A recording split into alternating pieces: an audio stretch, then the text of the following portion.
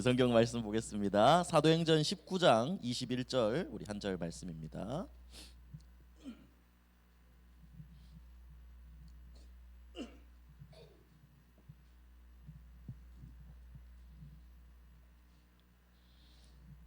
목사님이 코랑 목이 안 좋아서 지금 방금 올라오기 전에 오트 땡땡을 코에 뿌렸더니 와, 막 확하네요, 여러분. 정신이 번쩍 드는데, 자, 사도행전 19장 21절 우리 한 절 말씀 우리 한 목소리로 함께 읽겠습니다. 이 일이 있은 후에 바울이 마게도냐와 아가야를 거쳐 예루살렘에 가기로 작정하여 이르되 내가 거기 갔다가 후에 로마도 보아야 하리라 하고. 아멘. 여러분, 오늘 말씀 계속해서 기도에 대한 말씀이 나오고 있죠. 기도의 이정표입니다.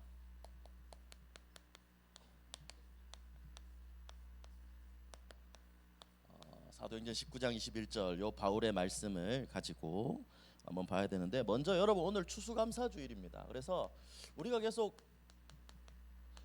세절기에 대해서 얘기를 하잖아요. 여러분, 오늘 또 예배 때 나오겠지만, 여러분, 사실 우리는 절기뿐만이 아니라 매일 이 부분을 강조하고 있기 때문에 절기를 막 더욱더 특별하게 이렇게 얘기하진 않는 거예요. 물론 가장 중요합니다.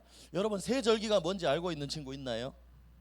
그래서 예전에 앞 글자만 따서 얘기를 했던 것 같은데 괜찮아요. 자, 유월절입니다. 가장 첫 번째. 유월절은 출애굽한 그걸 기억하는 거죠. 원래 이스라엘이 애굽에 400년 넘게 노예가 되어 있을 때 어떤 것으로도 거기서 빠져나올 수 없었죠.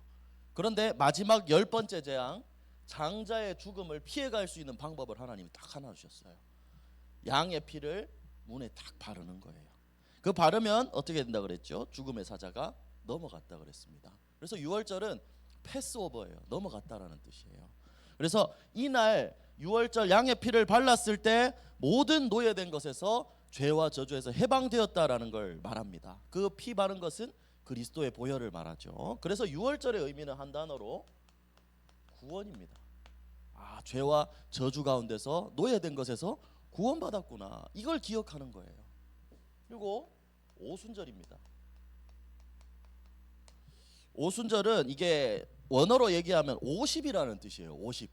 이제 출애굽한 이후에 광야길을 가면서 이제 50일 지나서 첫 번째 이제 열매를 수확했다. 요거에 대해서 감사 응금을 드렸다라는 건데, 또 이건 우리가 아는 오순절은 제일 중요한 제일 잘 아는 오순절이 있죠. 바로 사도행전의 오순절입니다.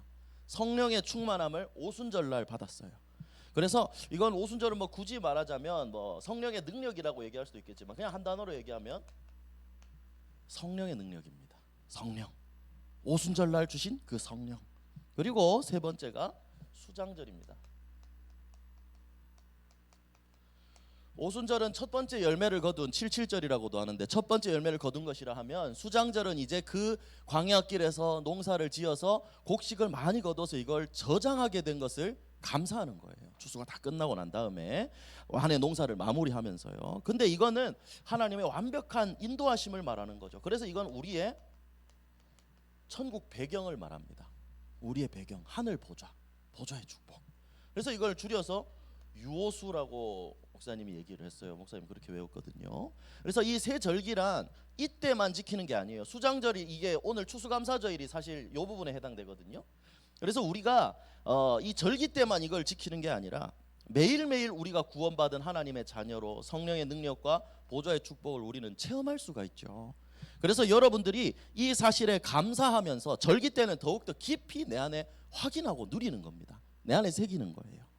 그래서 여러분들이 이 자녀의 축복을 항상 누리고, 오늘 특별히 이런 절기 때가 되면 이 축복을 주신 것에 감사하면서 하나님께 예물을 드리고 또 하나님께 기쁨으로 찬양하는 거예요.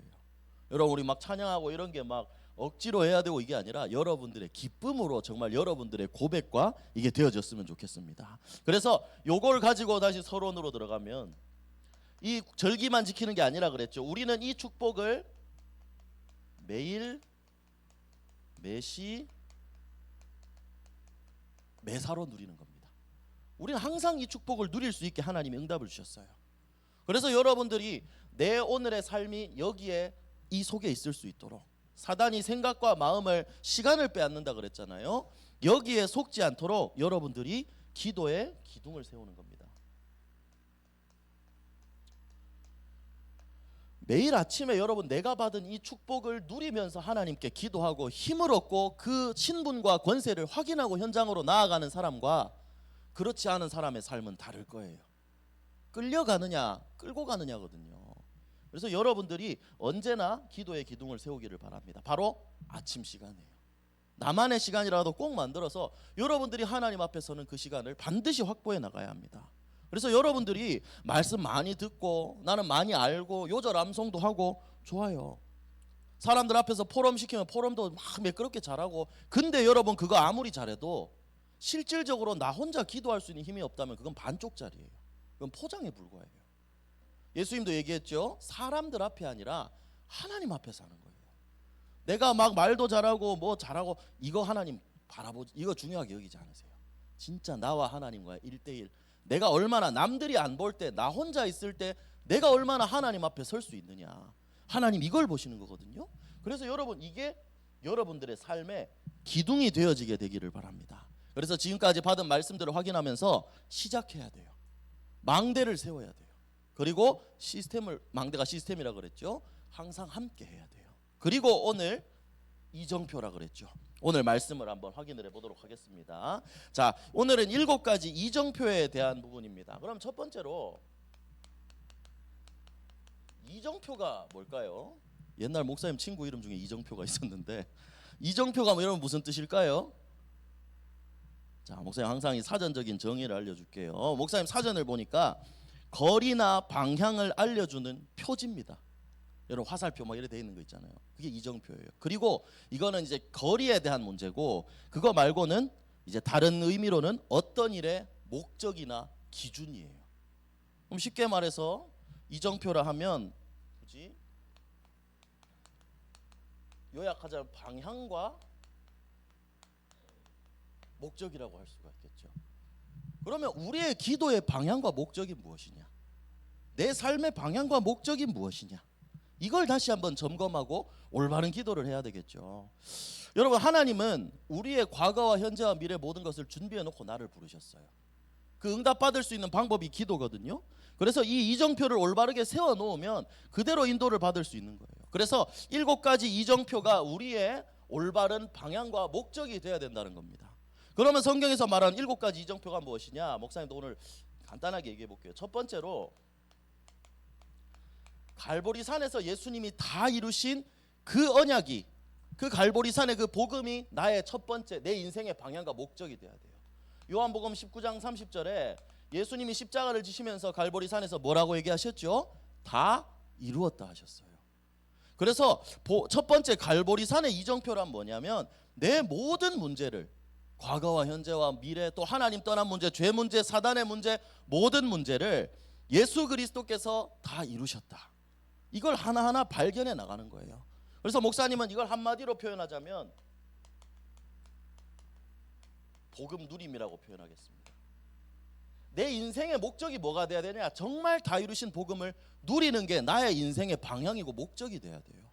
모든 문제도 하나님이 이 문제를 통해 그리스도께서 이루셨음을 깨닫게 하시는구나. 여러분들의 첫 번째 이정표가 돼야 됩니다. 두 번째로 감람산에서 있었던 그 사건이 우리의 이정표가 돼야 됩니다. 예수님 부활하시고 십자가를 지시고 죽으셨다가 다시 부활하셨습니다. 그래서 제자들을 감람산에 모아서, 이게 사도행전 1장 3절이죠. 예수님이 감람산에서 제자들에게 무슨 일을 말씀하셨죠? 하나님 나라의 일을 말씀하셨습니다. 여러분, 하나님 나라의 일이란 뭐예요? 눈에 보이는 세상의 나라의 일이 아니에요. 공부해서 대학 가야 되고 직장 잘 잡아야 되고 이 일에 힘써라가 아니었어요. 예수님 하신 말씀은, 예수님 하신 말씀은 하나님 나라의 일. 그건 뭐죠? 전도와 선교하는 겁니다.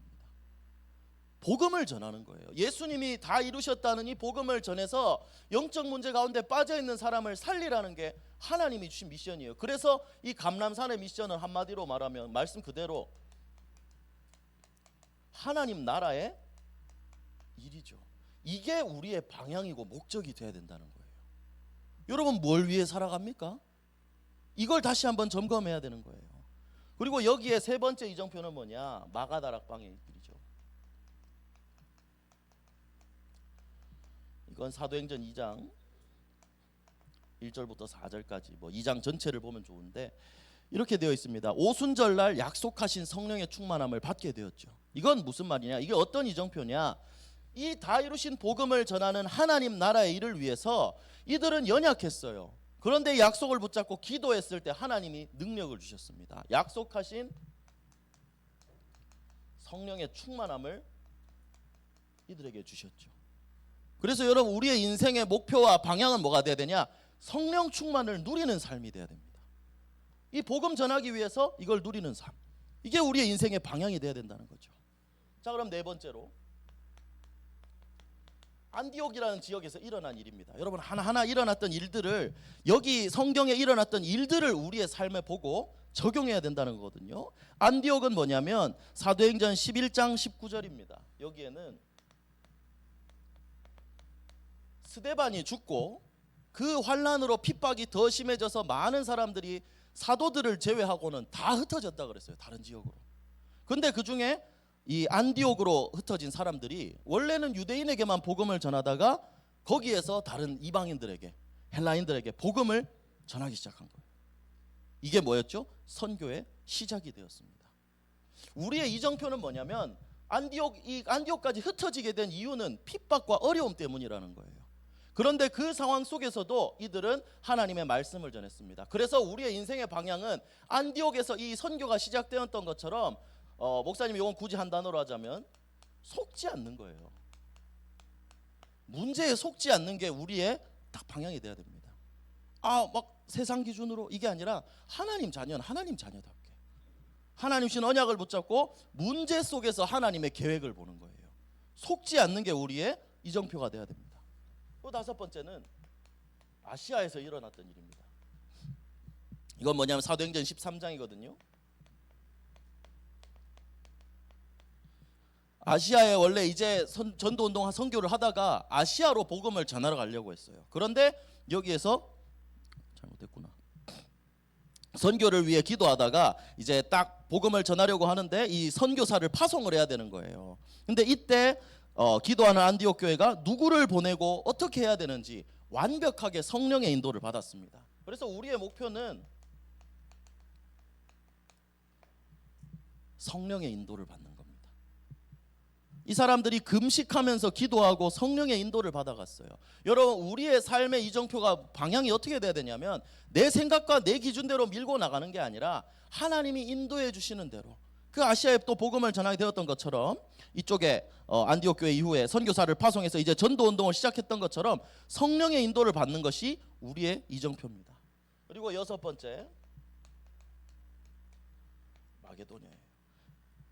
이제 여기서 이제 아시아에서 더 말씀을 전하지 못하게 성령이 막았어요.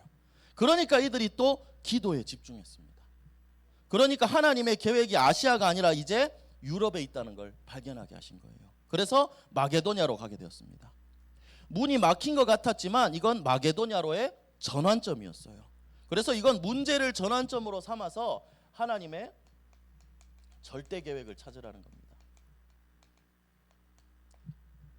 절대 계획을 하나하나 찾아나가야 되겠죠. 사도행전 16장입니다. 자, 그럼 마지막 일곱 번째가 오늘 읽었던 본문 로마입니다. 우리 좀 많이 쓰는 것 같지만 로마는 뭐예요? 이 일이 있은 후에라 그랬어요. 이 일은 뭐냐면 두란노 서원에서 전도 운동이 막 일어났어요. 그러니까 이제 바울이 이걸 보고 이제 로마도 보아야 되겠다라고 했습니다. 여러분, 그 당시에 로마는 최고의 강대국입니다.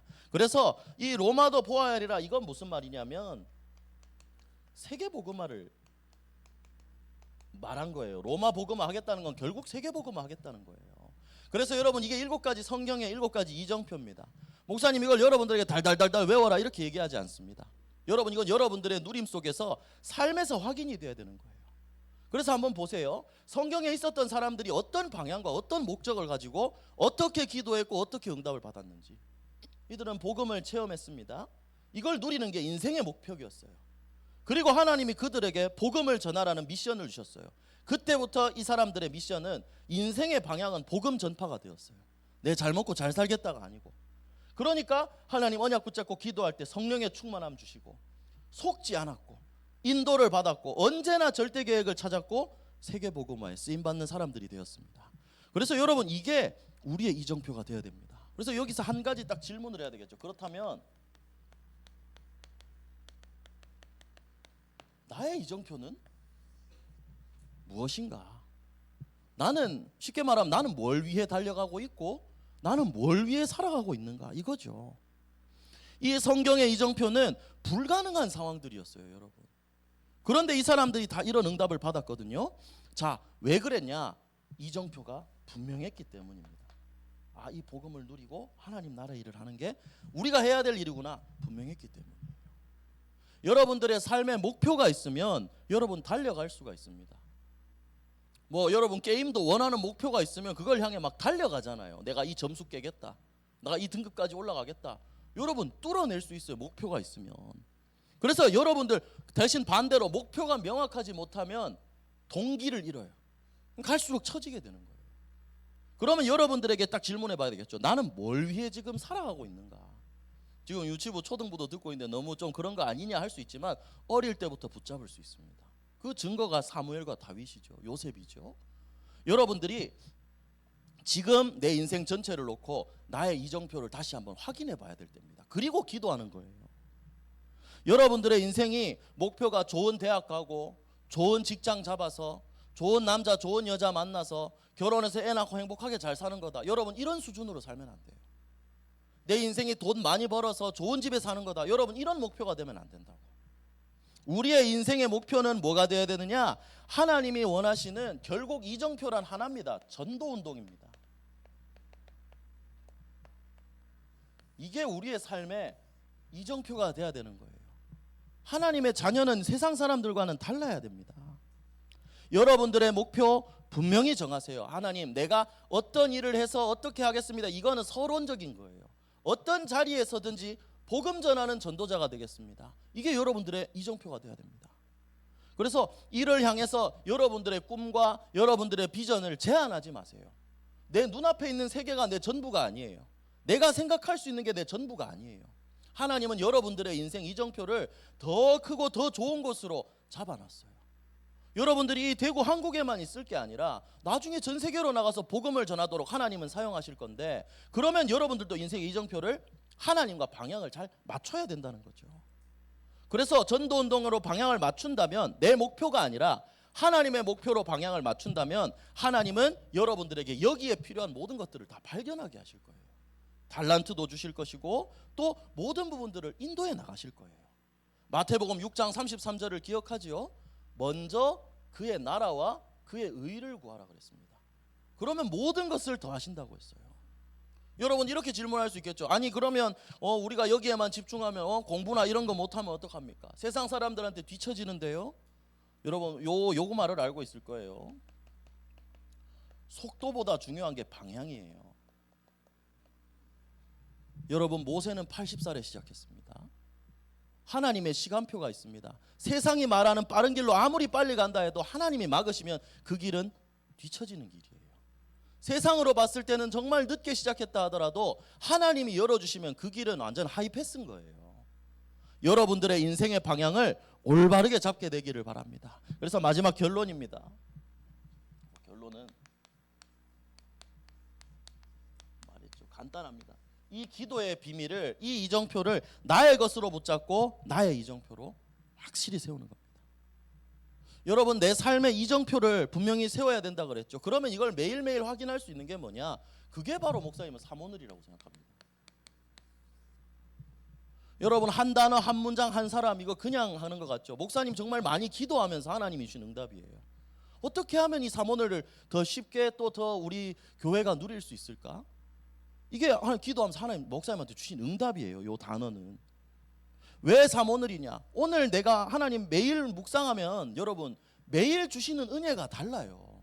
같은 강단 말씀 한 본문이지만 매일 주시는 은혜가 달라요. 목사님 오늘 사도행전 19장 21절만 봐도 원래 우리가 이렇게 얘기하잖아요. 로마도 보아야 되겠다. 아, 우리는 그래 꿈을 끄게 가지고 세계복음화를 봐야 되겠다. 여러분 요걸로 보통 보잖아요. 정말 묵상해 보세요. 오늘 아침에 목사님이 다시 묵상했을 때 하나님이 목사님한테 주신 단어는 이거예요. 작정하여 이르되. 여러분 바울은 이걸 작정을 했다는 거예요. 올바른 이정표로 삼았다는 거예요. 그래서 목사님의 오늘 한 단어는 주일은 보통 이렇게 하지 않지만 목사님이 오늘 한 단어를 잡는다. 목사님은 작정으로 잡겠어요. 나 정말 다시 한번 내 인생을 작정하겠다.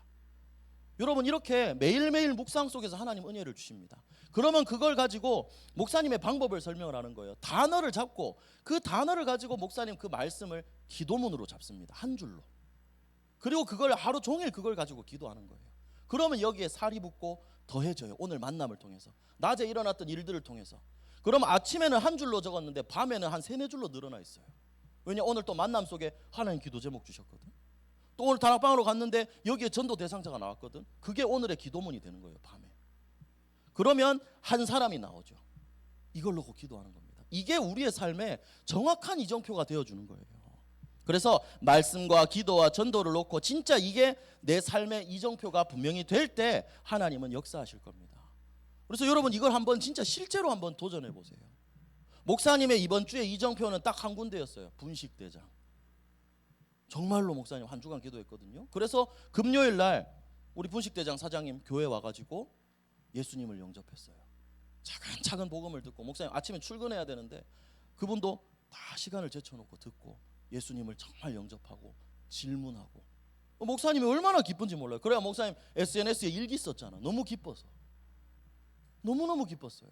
그리고 이 기쁨을 여러분들도 느끼게 되기를 바랍니다. 그게 어려운 일이 아니에요. 내가 누리는 이 복음을 정말 문제가 있고 어려운 사람들에게 반응하는 하나님이 붙여준 사람들에게 전하기만 하면 되는 거예요. 이를 위해서 기도해야 되겠죠. 그래서 여러분들 말씀을 정리하겠습니다. 여러분들의 삶의 목표가 분명해야 됩니다. 뭘 위해 살아가느냐 여러분이 물음표를 하나 꼭 세워보세요. 내 삶의 이정표와 내 삶의 방향과 목적을 지금 헷갈리고 있었다면 다른 걸 잡고 있었다면 분명히 세워야 됩니다. 여러분들의 결국은 뭐가 돼야 된다고요? 여러분들의 인생의 최종 이정표는 뭐가 돼야 된다고요? 전도운동입니다. 전도운동. 또 이제 다음 달에 이제 또 말씀에 또 얘기하겠지만 여러분들에게 하나님 신 현장은 전도와 선교하라는 건 저 먼 데 있는 게 아니에요. 내 주변에 있어요. 내 주변에. 여러분들이 매일 부딪히는 그 친구들한테 있다고. 내 태권도장에 있고 내 학원에 있고 내 학교에 있고 여러분들 현장에 있어요. 그래서 여러분들이 이를 위해서 정말 나의 기도로 만든다면 나의 기도를 누리게 된다면 하나님 이정표대로 역사하실 겁니다. 그래서 여러분은 성경을 하나만 찾아봅시다. 사도행전 23장 11절입니다. 이 바울이 작정했다 그랬죠. 나는 이제 로마도 보아야 되겠다. 하나님의 응답을 체험하니까 이제 세계복음화를 향해 나는 나아가겠다. 언약을 붙잡고 올바른 기도를 시작한 겁니다. 그러니까 하나님이 그 기도에 어떻게 응답하셨죠? 감옥에 갇힌 바울에게 주님이 직접 나타나셔서 하신 말씀입니다. 자, 사도행전 23장 11절 우리 함께 읽겠습니다. 그날 밤에 주께서 바울 곁에 서서 이르시되 담대하라. 내가 예루살렘에서 나의 일을 증언한 것 같이 로마에서도 증언하여야 하리라 하시니라. 아멘. 여러분 바울이 언약 붙잡고 기도하니까 하나님이 그 말을 들어서 다시 바울에게 얘기하신 거예요. 분명한 언약을 잡을 때 내 이정표가 하나님과 방향이 맞을 때 하나님은 여러분들의 모든 삶을 들어서 역사하실 줄로 믿습니다. 그래서 여러분 오늘 나의 이정표, 여러분 평생의 이정표가 있고 한 해의 이정표가 있고 한 주의 이정표가 있고 매일의 이정표가 있어요.